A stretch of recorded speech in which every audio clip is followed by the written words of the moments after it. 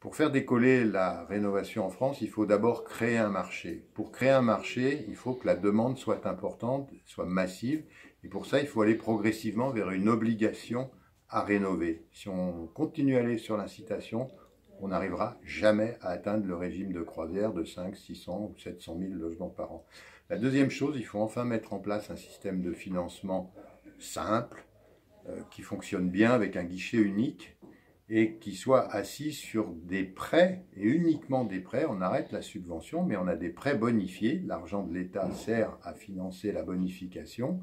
Et ces prêts, on peut même imaginer de les attacher à la pierre et non plus à la personne, c'est-à-dire que c'est la maison qui doit rembourser le prêt, c'est-à-dire que chacun des occupants qui se succèdent continue à rembourser le prêt jusqu'à ce qu'il soit terminé de rembourser.